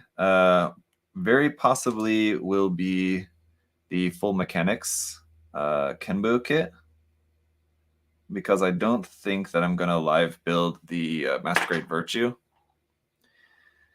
because that's been out for a little while now. You guys have probably already seen, at least 1 or 2 reviews of that at this point. So you have a good idea. You should have a good idea, probably, like what the kit's like at this point, that, you don't necessarily need to see a live build of it as well. Seeing something newer, hotter, fresher, maybe a little bit more interesting to see live build. So I'll maybe just build up the Virtue on my own, do my review, give you guys my thoughts on that. And as far as live builds go, I'll build something newer, like the Kenbu kit just came in, and that should be interesting. If I remember correctly, I did a live build of the Byakuchi when that came out. I think that was the last live build. Oh no, it was like the second to last thing that I live built in Korea, I believe. I think the last thing that I live built was the Phoenix kit. Oh, there's 4 of these too. Oh, okay.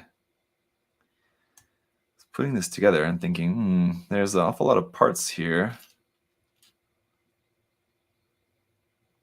4 of these sections. Any estimate on when the Susanoo will arrive at USA Gundam Store? No, I'm sorry, I don't know that. I could double check though. I will text Adam right now. Usually, if Adam's office is right behind mine here, I could just shout over to him and ask, but he's not in at the moment, so. But I can text and ask, and if I get an answer from him, ETA Susanoo.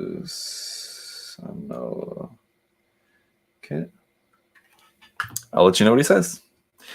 What else was there? Are the decals hard to put on? This will be my first kit. Bird, this will be your first kit? The decals? No, I would say not hard to put on. If you've never done waterside decals before, just watch a tutorial or something. I don't find them difficult at all. I know some people are kind of intimidated by having to do waterside decals, but I wouldn't be. They're really not that difficult. What might be a good idea though is to not start with the biggest ones. Normally that is what I do. A lot of times that is what I will actually personally do, especially if it's a build that doesn't have a decal guide. So if it's like an HG that doesn't come with waterside decals, and I'm just putting waterside decals on just myself, so like custom ones, what I'll do is I'll try to start with like the biggest ones first, and then like just so like I know where those are going to be placed, because those are like the most important things. Your big ones, those are the most visible ones, and those kind of help to show what your kit is. And then I'll work to like the smaller ones. But if you've never done water size before, just to like get the hang of it, you may want to start with just some of the smaller ones first, because then if you mess them up, it's not really that big of a deal. If you have like this like tiny little caution marking, it ends up getting messed up, and you just kind of have to just get rid of it. It's not as much missing as if you tried to put a big one on there first and then messed it up, and then don't have that to put on, don't have an extra one of that to put on. You're missing a big decal. That's probably would be more disappointing, Overtime waterslide decals become one of those oddly satisfying activities. Yeah, I get what you mean, but I don't know. Kind of depends. I find them quite tedious and very time consuming, but it's the kind of thing that after it's done, yeah, they look great, and you're really happy with how they look. But the activity of just like putting them on, though, yeah, I don't always enjoy that. It depends on the kit. Like for like a master grade Verka kit where you have just like a ton of decals to put on, yeah, it's very tedious. All right, what's the deal here? This piece goes on there. There we go. And that. Okay.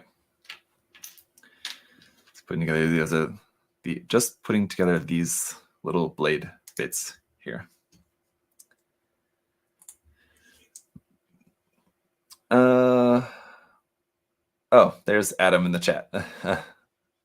Chatting for me there. He said, if you order the first batch of the Susanoo, fingers are crossed later this month, but seeing as how the shipping have been, probably be March. If you ordered after October 24th, they're looking like Q2. So there you go. There's your answer, Jazz. Answered in the chat too. Okay, yeah, Adam texted me. Right, so there you go. Hopefully that answers that for you. So it just depends on when you pre-ordered. If you got in the first batch, it'd be sooner. Second batch would be a little bit later, but not too much later. I mean, like,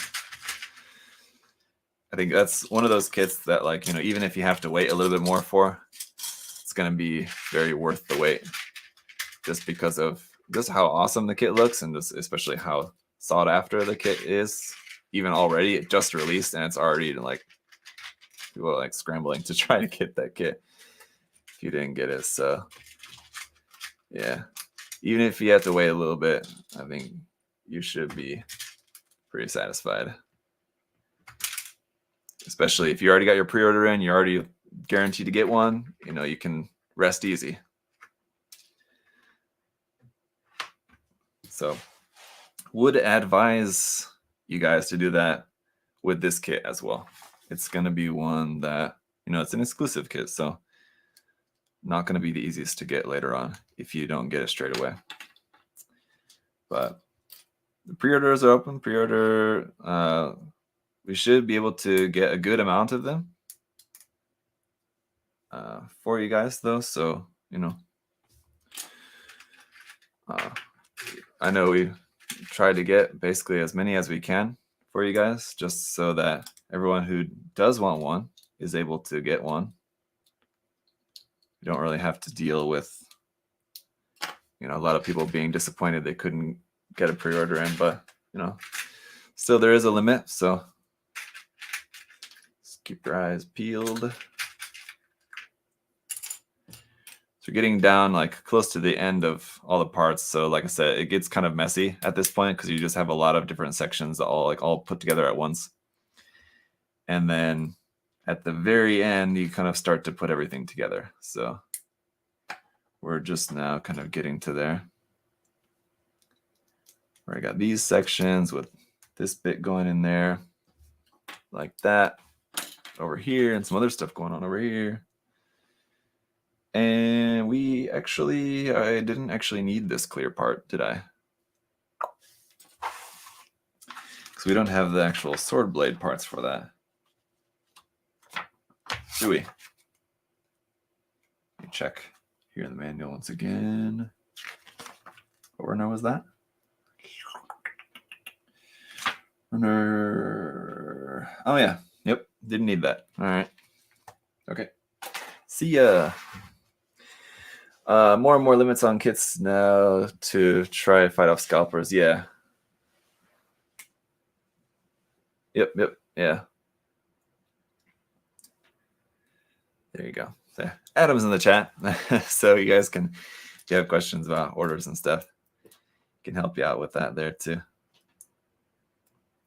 I don't know how long Adam will be there to answer your guys' questions though. So if there's anything further, of course, you can ask me. I can forward that question on to Adam, or I can do my best to answer it for you guys. But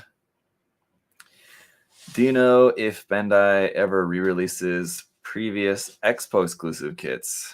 You may have asked me this before. I don't know if you've asked me before. I don't believe so. So don't worry about that. But re-releases Expo exclusive kits? I don't think so. But usually when they make Expo exclusive kits, they usually make enough of them that they tend to have like a ton of them. So like you'll see one Expo kit, especially outside of Japan. In Japan, it'll be available like that year at different events, and then the next year it won't be available because they've just moved on to whatever the next exclusive is going to be. But like it's kind of trailing here in America, so like there's just not as many people, I guess, just not as many people buying them. So like if, for example, Bandai makes like a new exclusive kit and they make 10,000 of them for sale at different events within Japan for that year, they'll probably sell out of all those that year. But here in America, they might sell like maybe 5,000 of them that year, and then they still have 5,000 left over that they'll just keep including them in later years. So like even if you don't get it like that year when it comes out, you might still be able to get it later. It won't be a reprint though. It'll be just left over from the original print, just because they didn't end up selling all of them that particular year. Does that make sense? I hope that should make sense. Why do I smell coffee? Maybe I'm making coffee downstairs or something. Suddenly, like smelling really strong coffee. All right, so you got 2 of these. Was I supposed to make 2 of those? I was. All right, we'll have to go back to that. So now we're just making all of our connection sections here. Then we can hopefully start connecting some of this stuff together and not have such a mess here. But another reason why they do it like this, where you build up all the different parts first and then put it together, because you might choose to build it a different way.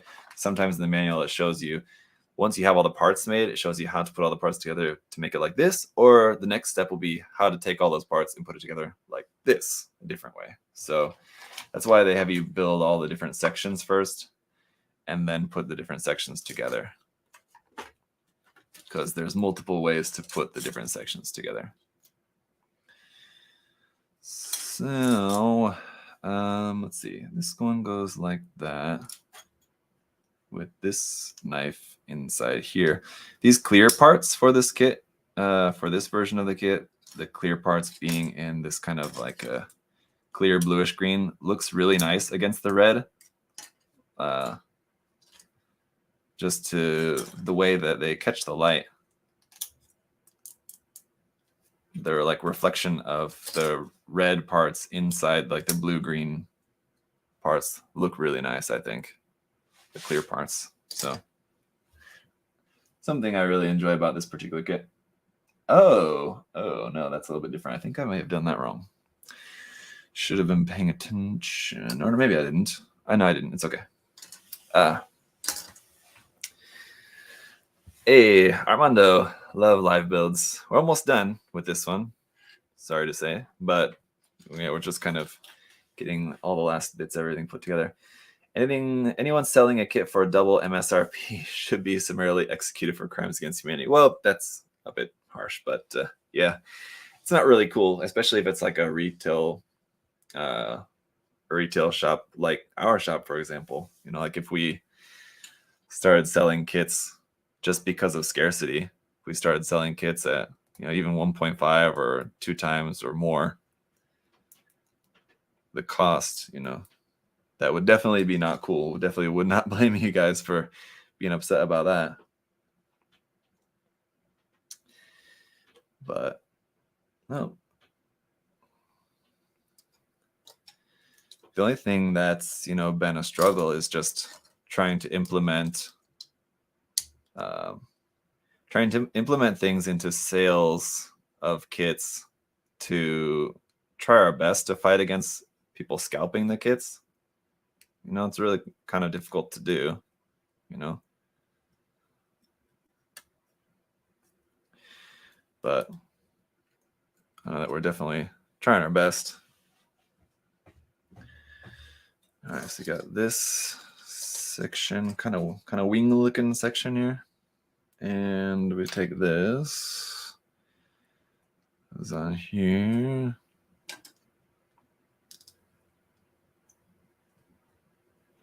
Yep.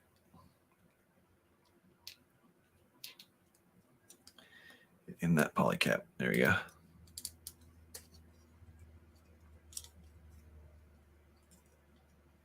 Yep. Let's see.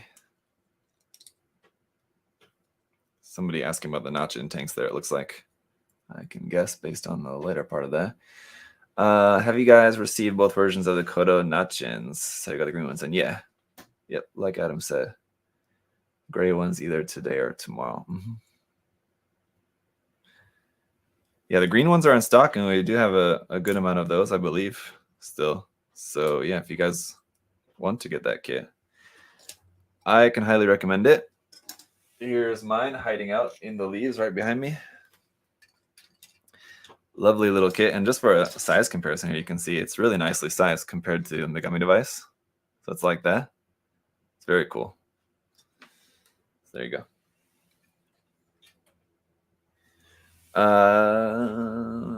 Let's see.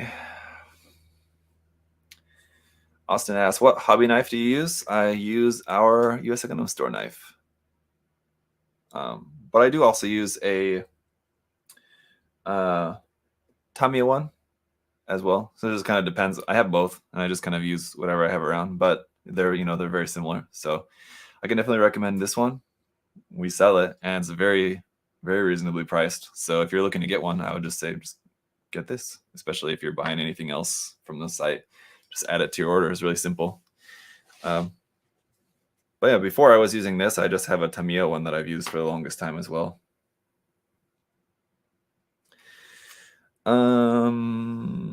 Okay, then we've got this one. This is B, and these parts are lettered. If you're able to pay attention to that, remember which one's lettered which. That goes in there. This goes in here. So we're still just kind of doing sub-assemblies. Still, that goes in there.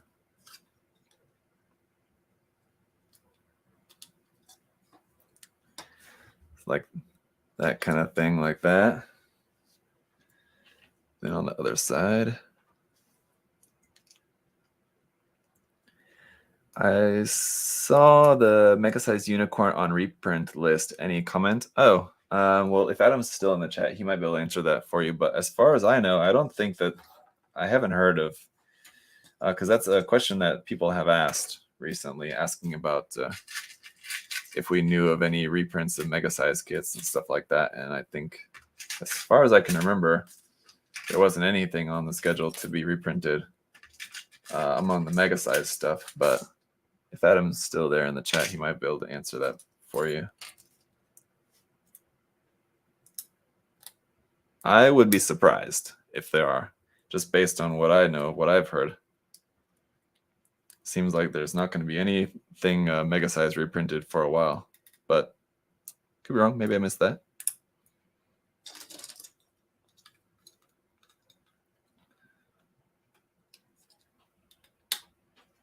Oh, there we go. So there's those two sections. I guess I'll just put those up here out of the way because everything's getting very crowded now at the moment. All right, then we've got okay, one of these goes in the back part. Yeah, okay. Okay, so just to elaborate on what Adam's saying regarding the mega size kit, he said, yeah, those lists are what Bandai's looking to make, yeah. So that's kind of like what they put out as like a tentative plan, but it doesn't always end up being that that's everything that actually gets printed. More often than not, yeah, like he's saying in the chat there, a lot of stuff gets cut off that list. That's just kind of what they have planned.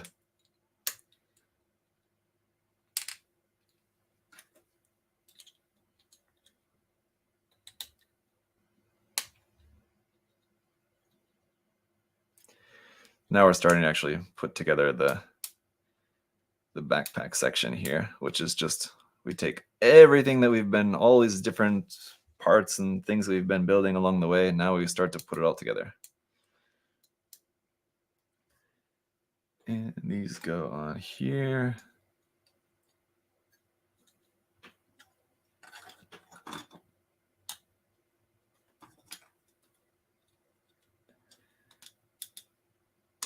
This is where things get really interesting.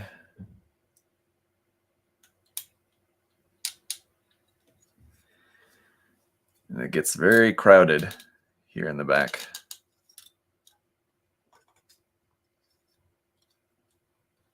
Never really noticed building this kit before. These back parts kind of look like weird geese or something. Let's see, the trick is to get everything to actually line up, to be somewhat symmetrical as best as you can.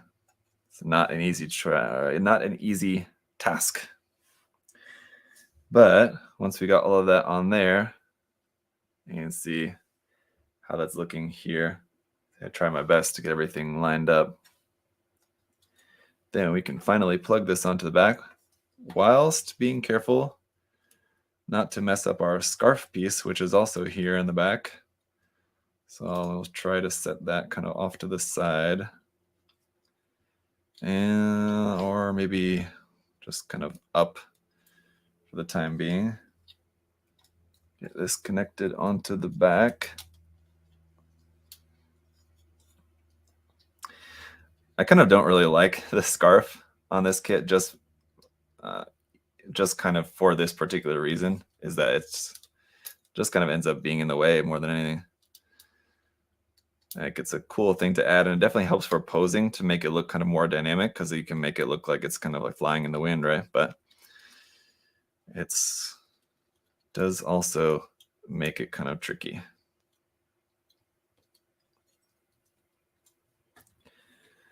There we go. And while we've got it here, let's go ahead and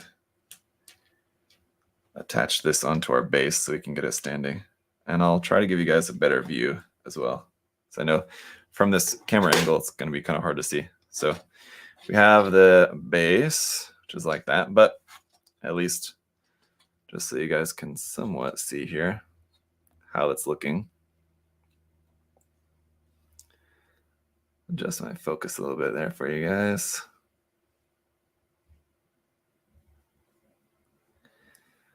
You can see quite the intense backpack. A lot of stuff going on there. It's pretty crazy. But wait, there's more because we're not done yet. So let me get this up on the base and we can finish up the last few sections here. We still have to finish up the weapons and another kind of bit of the equipment.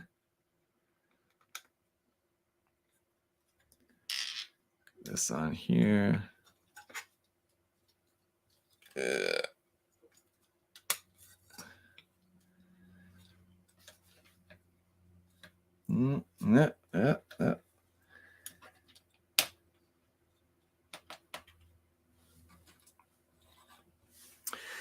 Yep. All right. Whew. MG Hyzek using updates. You know, you guys are talking about what gunplay you'd like. Would you prefer the scarf be made of fabric with wire? Yeah, like the what is it? Not the Attack Girls, but the Cyber Forest kids, like the Fox, and the new one, the Rabbit one, was actually what I was working on last night, building that one up. So earlier I was telling you guys about what kits I'm currently working on for review and all that. Actually, that's another one I could add to the list. That Cyber Forest bunny one is one that I was working on at home last night. It's not quite finished yet, putting that one together, but almost about half put together. Yeah, those kits include a actual fabric scarf with a wire running through it, so it's easy to pose, which is pretty cool. But I don't know, when you use like actual fabric for stuff like this, I just don't really like the way that looks either, because it's supposed to be like a small scale representation. When you use like just fabric is 1-to-1 scale, so it doesn't look right. There's our staff weapon. I really like the look of this weapon, except for when you see it from the underside, it looks a bit weird. But from the top, of course, it looks very cool. And from like the side, kind of. But wait, there's still more. So we can rearrange the parts. And I'll do that for the review. You can rearrange these parts to put them on like the side of the leg, which is interesting. You can put the swords on the top of the head. And yes, there's a photo of it in the manual. Like this. You guys can see there. You can put the sword blades on the top of the head like that, which is pretty wild. But also, let's see. There should be another thing we can do here. You've got this weapon, and also a few more pieces here. There's a few other little things that you can make, basically like with leftover parts. Some additional things that you can make, but it's still pretty cool. I think that's it. Yep.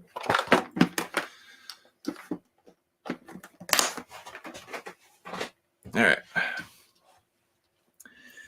We can make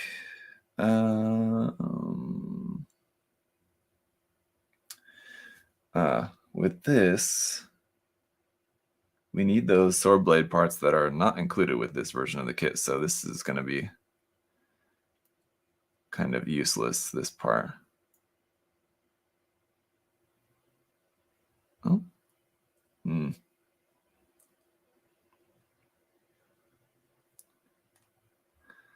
Like that. Yeah.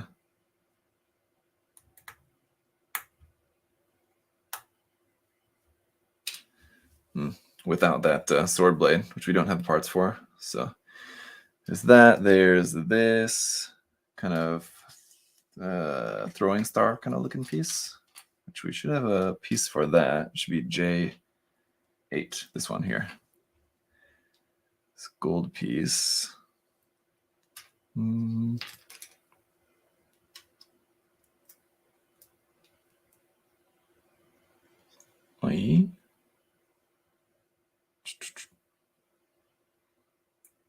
There we go. trying to figure out the top. There is a specific top and bottom to these pieces, but it's not very clear. There we go. So they're additional, just kind of a little throwing star kind of style looking weapon there. If knowing those kits get cut can be rough for us, I can't imagine for you guys, especially seeing an item of reprint. Well, yeah, basically what Bandai does, and like if you've never watched the live streams that Adam and I do here on the channel, go back and watch some of those because this is something that we just like we get asked about and we talk about pretty often on there. But like what Bandai will do with those lists is they'll put out that list of like that's what they're like tentatively planning to reprint. And so like from that was where like we'll put in our orders. So we'll just like order a bunch of stuff on the list. And then we'll get an update later on with like what turns out is actually getting printed from that list. So, you know, it's not too bad because like just because we order something from that list, then we won't put that item up like for pre-order or for back order or whatever until we actually know that it's something that is actually getting reprinted and something that we are actually going to be able to get. So like those lists are basically just kind of very preliminary. Yeah. Those kits are, those lists, you shouldn't really put too much stock in those lists as far as like what's actually getting reprinted or not. So yeah, Adam confirming that there in the chat because I'm always kind of nervous about answering questions about that because it's kind of confusing even for me, even after I've heard it and talked about it so many times, like with Adam. Yeah, it's still like confusing. So yeah, for us, it's a pain. And then I know it's difficult because there's a lot of stuff you guys are waiting for. You know, it would be nice if we were able to. You know, if Bandai did actually print everything on that list and we were able to actually get everything on that list and get lots of it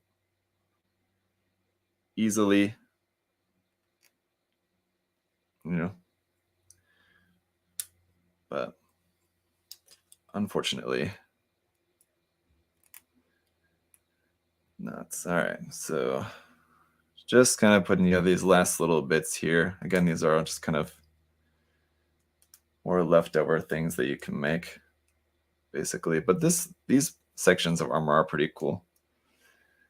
These ones can be used. I think it says to just kind of use them wherever on the kit because they're not really part of the design exactly. So you even have like decals for them, but there's not like any particular area where you're meant to put them on. You can put them like on like the side of the legs or something like that. Usually it looks pretty cool. Sort of like a weird trilobite kind of looking little things.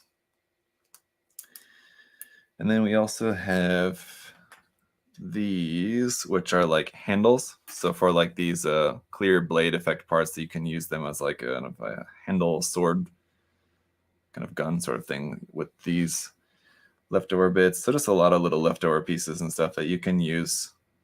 And that's what, like, if you've seen any of my Megami device reviews in the past, it's one thing that I really like about this line is that you usually end up having a lot of leftover pieces, which like at times can be kind of annoying with other kits when you just have lots of leftover pieces and like nothing really to do with that. But with all of the leftover pieces that you have with these kits, a lot of times it just gives you even more options of how you can customize the kit if you want to do that. If not this kit, like say for example, you got this kit and you have a lot of leftover pieces, but you really like the kit as it is, so you don't want to customize it. But if you get a different kit, like say you got like the regular Asra Archer kit as well later on, all the parts are going to be compatible with other different kits in the line as well. So you have a lot of stuff that you can use with other kits also. So there's all of our weapons and parts and everything. Let me go ahead and swap out the hands. It's kind of this box that I showed you guys earlier. This like parts box. Oh, we have all these. I think I forgot to put on somewhere. Why do we have so many? Now I'm looking at it like, why do we have so many of these parts left over that aren't anywhere on the kit? I'm thinking, did I forget to put those somewhere? I think maybe I did. You see, but anyway, this box is really useful for reviews because this box is too small to put all the parts in. A lot of times, if it's a kit like this that has a ton of parts, but like it's too small to put everything in before building. But after building, it's small enough to just keep all your extra parts, all your leftover parts, all your option parts and stuff like that. So it's really good for reviews. So like when I'm doing reviews, I'll keep everything in here so that everything's organized, so I can show you guys really easily in the review. And then usually after the review, I just dump it all back into the box. It doesn't need to be organized at that point, but just to make sure that I can have everything organized to show you guys in the review, these boxes are super handy for that. Let me go back in the instructions here because okay, see, we end up using a lot more of these parts depending on the configuration that you have for it. So just with the standard configuration is basically what shows on the front of the box. Yeah, we're not going to use these. These are all just left over. I'm going to use, yeah, A and B. So yeah, it just depends on your configuration of everything. But you can put more parts onto different sections of the kit, like these other smaller ones you can attach onto the side of the legs again or something. So there's a lot of stuff you can do with this. But there we have it, guys. Let's go ahead and give her a hand so that she can hold the weapon. It'll be this one. I'll try to do a little bit more interesting of a pose here.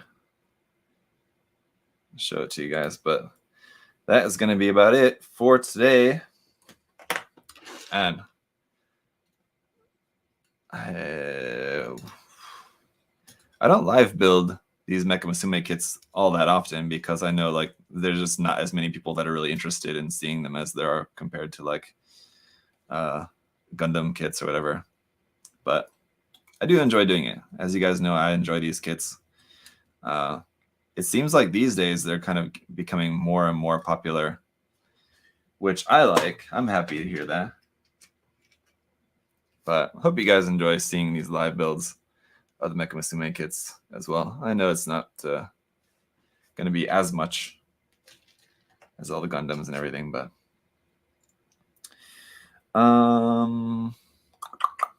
just going to go ahead and leave these other parts off for the time being. Clean up a little bit all this stuff. There. Yeah, I want to put all the decals on here as well too. So probably be, I'll try to put the decals on before the review. So the review will come out soon for you guys. But of course, if you want to get this kit, I would just recommend you guys, if you really want to see a review, you know, before you decide to pre-order or not, just check out my review of the original version because it's going to be the same, just in different colors, basically. You know, if you're worried about, you know, waiting, if you wait to pre-order, you know, it might be sold out. But like I said, we should be getting enough of them for you guys, but, you know, just in case, you never know. Head's always pretty tight on the ball joint with these. But I'll just put it like that there so it's a bit easier for you guys to see. There you go. Let's see.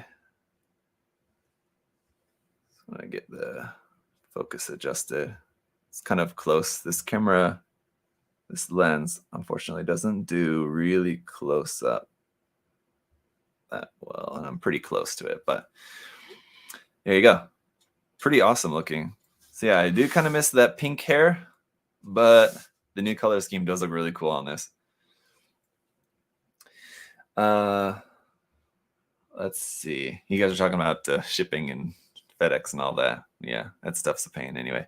But yeah, so we got a bunch of decals to put on. I'm going to try to put a bunch of these on here before the review so you guys can see how it looks like with the decals and everything as well. But there's how she's looking. Very cool. Yeah, great looking kit. Any of the Asra kits are really good. Even if you go for like the original Ninja or Archer kits, they're great. Any of the other iterations, the different variations of those, like the alloy version or the low visibility versions, are also really cool just to have them in different color schemes. But there she is.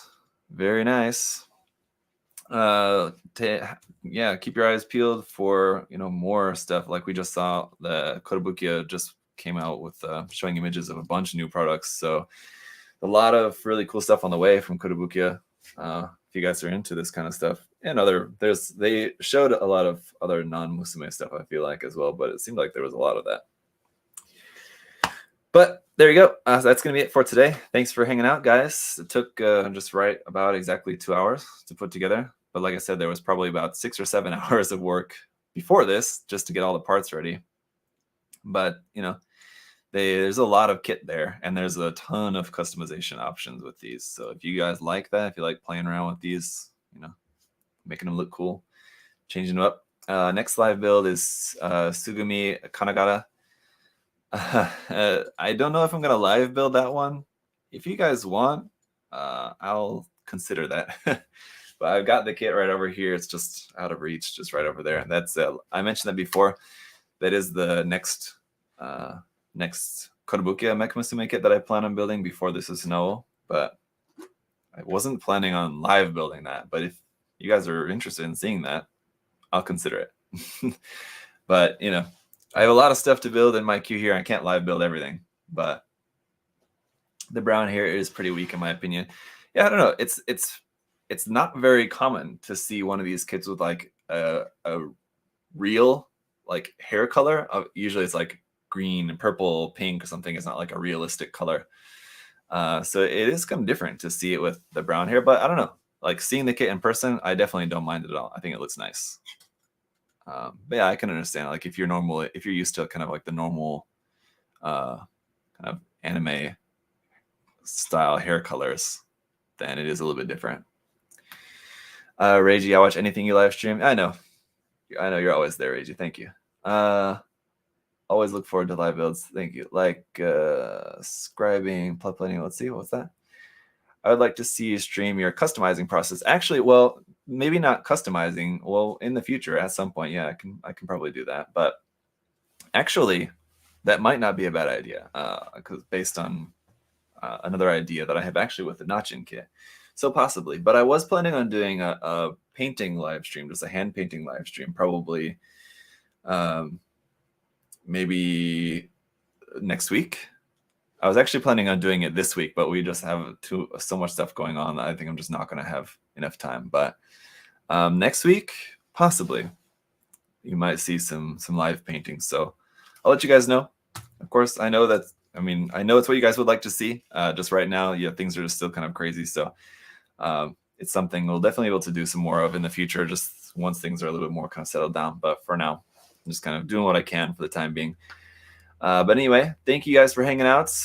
Thank you to Adam. I don't know if Adam's still in the chat, but for popping in the chat to answer some questions and stuff. Next live stream, can we get an Adam cameo? Yeah, I don't know if you guys saw that, but it was about 2 weeks ago. Adam and I did the live build together here on the channel. I built up the entry grade strike kit, and he built up his Apex kit, which is also still available if you guys are interested in that. Our own mascot character, Plamokia. So check that out too if you guys want. Anyway, so that's gonna be it for today, guys. I will wrap it up now. Have a great day and have a great rest of the week, and we'll see y'all very soon. Bye, everyone.